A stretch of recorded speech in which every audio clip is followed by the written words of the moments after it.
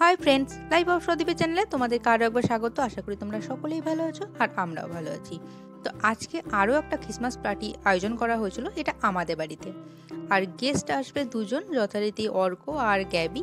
সেই কারণে আমি আগে থেকেই চিকেনটা ম্যারিনেট করে রেখে দিয়েছিলাম। আর এইখানে আমি পায়েস আর আলুর দম, যেটা এই দুটো জিনিস আমি আগে থেকেই বানিয়ে রেখেছিলাম, কারণ ওরা আসার পরে আমি ঠিক করেছিলাম সব কিছুই বানাবো, মানে গল্প করব, বানাবো, রান্না করব, সব কিছু মিলে করব। কিন্তু অত বেশি রান্না করতে গেলে অনেকটা টাইম লেগে যাবে, তাই আমি দুটো রান্না মোটামুটি করে রেখেছিলাম। চিকেনটা ম্যারিনেট করে রেখেছিলাম, রাইস আমি সেদ্ধ করে রেখেছিলাম, আর আটা মাখিয়ে রেখেছিলাম। এই কটা কাজ আমি করে রেখেছিলাম। আর এইদিকে অর্ককে আর গ্যাবিকে আমি বলেছিলাম যে একটু বিকেল বিকেল চলে আসতে, কারণ হচ্ছে অনেক কিছু আয়োজন করার ইচ্ছে, মানে রান্না করার ইচ্ছে আছে। আর গ্যাবির মুড়ি খাওয়ার খুব ইচ্ছে, তো ওকে আমরা মুড়ি খাওয়া শেখাবো, এগুলোও ভেবেছিলাম। তার জন্য বলেছিলাম যে তাড়াতাড়ি আসতে। তো ওরা 4টের দিকে বলেছিলাম, কিন্তু ওরা আস্তে আস্তে 5টা বাজিয়ে দিয়েছিল।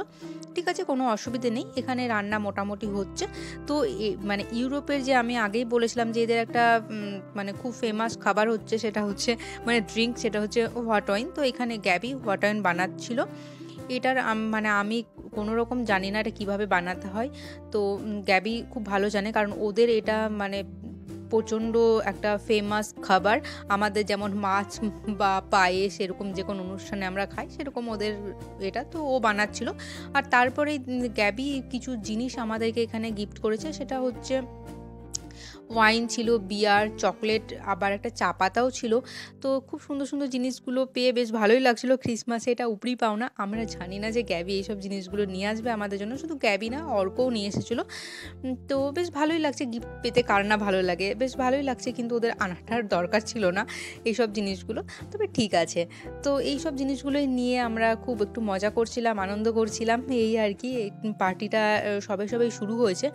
তো এই পার্টিটা শুরু হয়েছে এবং আমাদের ইচ্ছে ছিল যে গ্যাবিকে মুড়ি খাওয়াবো। তো সেই মতো মোটামুটি আয়োজনও সব কিছুই ছিল, কিন্তু মানে এত কিছু খাবার ছিল যে মুড়িটা আর খাওয়া হয়নি। কারণ ওয়াইন খাওয়া হচ্ছে, এর সাথে চিপস, বাদাম, সমস্ত কিছু খাওয়ার পরেও যদি আমরা মুড়ি খাই, তারপরে আবার আমি করেছি হচ্ছে কড়াইশুঁটির কচুরি, রেডি করে রেখেছি সব কিছু যেটা করা হবে। তো এগুলো আর খেতে পারবো না। আর অর্ক অ্যাটলিস্ট জানে, অর্ক, শুভ, আমরা জানি যে কড়াইশুঁটির কচুরি এই সময় খেতে কতটা সুন্দর লাগে, কিন্তু গ্যাবি তো জানে না। তো আমরা জানি যেটা করলেই আমরা একসাথে অনেক খাবো, আর যদি আগে মুড়ি খেয়ে নিই তাহলে এগুলো খেতে পারবো না। সেই কারণে আর মুড়িটা ক্যান্সেল করা হয়েছে। আর এখানে দেখো আমার রেডি করা হয়ে গেছিলো রাইসটা। এটা মানে কোনো রকম ফ্রাইড রাইস নয়, নর্মাল রাইসই। আমি তাতে আর কি গাজর আর মটরশুঁটি দিয়েছি, যাতে একটু ভালো লাগে দেখতে, এবং ঠিক আছে, একটা ভেজিটেবলস খাওয়া যাবে এই কারণে। আর এইখানে রেডি হচ্ছে কড়াইশুঁটির কচুরি, যেটা আজকের ডিনারের বা ক্রিসমাস পার্টির মূল আকর্ষণ। এখানে দেখো কড়াইশুঁটি ভাজা হচ্ছে, আর শুভ সবসময় কড়াইশুঁটি মানে এরকম ভাজার জিনিস যেগুলো হয় সেগুলো খুব ভালোবাসে ভাজতে। আর অর্ক যথারীতি মানে লুচি বেলতে খুব ভালোবাসে। তো এইটা আমার খুব ভালো লাগে এই টাইমটা, সেই কারণে আমি সব কিছু রেডি করে রেখে দিই, ওদেরকে দিয়ে এই কাজটা করাই। আর এইখানে অর্ক শেখাচ্ছিল গ্যাবিকে কি করে লুচি বেলতে হয়। বেচারি ইউরোপিয়ানকে পুরো বাঙালি করে রেখে দেবে। তো ওকে আর কি লুচি বেলা শেখাচ্ছিল এখানে। ও গ্যাবি কিন্তু খুব সুন্দর লুচি বেলেছে, দেখো গোল গোল হয়েছে কিন্তু লুচিগুলো, কিন্তু ও প্রচণ্ড হালকা হাতে বেলছিল, বেশ ভালো লাগছিল প্রথমবার, তবু কিন্তু গোল করতে পেরেছে। আর এখানে ডাইনিং টেবিলে তারপরে আর কি যথারীতি ডাইনিং টেবিলে সমস্ত খাবার রেডি হয়ে গিয়েছিল। তো এখানে অর্ক চেয়ারের উপর উঠে সেই সমস্ত জিনিসগুলো ছবি তুলছিল, আর আমরা মজা করছিলাম অর্ককে নিয়ে, এই আর কি। আমি যদি বলি যে আজকের ডিনারের রাজা হচ্ছে কড়াইশুঁটি, তবে কিন্তু রানী এই চিজ কেক। এই চিজ কেকটা নিয়ে এসেছে গ্যাবি।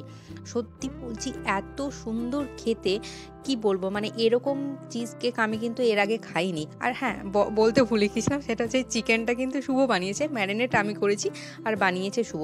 আর এই যে সুন্দর করে স্যালাডটা কাটা দেখলে, এবং সেটাকে সুন্দর করে সাজানো হয়েছে, এটা কিন্তু অর্ক করেছে।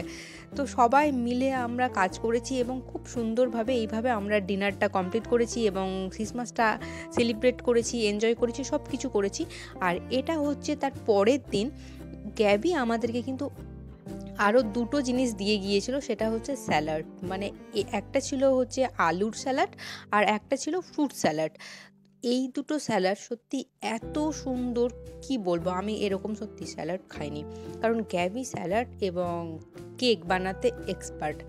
ওকে এত সুন্দর ও বানিয়েছে সব কিছু। তো এটা আমরা পরের দিন দুপুরবেলা খাচ্ছিলাম। প্রথমে আমি 1 প্লেট নিয়ে গিয়েছিলাম শুভর কাছে, তারপরে ভেবেছিলাম যে আর খাবে না বলে আমি কিন্তু দেখো বন্ধ করেও রেখে দিয়েছিলাম। এরপরে আমাকে 5 থেকে 6 বার নিয়ে গিয়ে খেতে হয়েছে, কারণ এত সুন্দর, এত সুন্দর। একবার অর্কর বার্থডেতে গ্যাবি করেছিল ফ্রুট কেক, এই ফ্রুট স্যালাড, সেটা কিন্তু খেয়েছিলাম, বেশ ভালো লেগেছিল। তো এবার আমরা আরেকটা খেলাম ফ্রুট স্যালাডের সাথে, আরও একটা খেলাম হচ্ছে আলুর, যেটা আলুর একটা স্যালাড বানিয়েছিল বয়েল করে আলুকে খুব সুন্দরভাবে। তো ওটাও কিন্তু অসাধারণ, দুটো স্যালাডই জাস্ট অসাধারণ। আমাদের ক্রিসমাসটা তো জমে গিয়েইছিল ক্রিসমাসের রাত, এবং তার পরের দিনেও স্যালাড, গ্যাবি স্যালাড দিয়ে কিন্তু আমাদের দুপুরটা জমে গিয়েছিল। অসাধারণ ছিল এই দিনগুটা, এবং আমাদের সমস্ত খাবার দাবারই খুব সুন্দর হয়েছিল, স্যালাডও অসাধারণ হয়েছিল। সব কিছু দিয়ে আজকের ব্লগটা এখানেই শেষ করলাম। কেমন লাগছে অবশ্যই জানিও, ভালো লাগলে সাবস্ক্রাইব করে দিও। দেখা হচ্ছে নতুন আরও একটি ভিডিওতে। ততক্ষণের জন্য সকলে ভালো থেকো।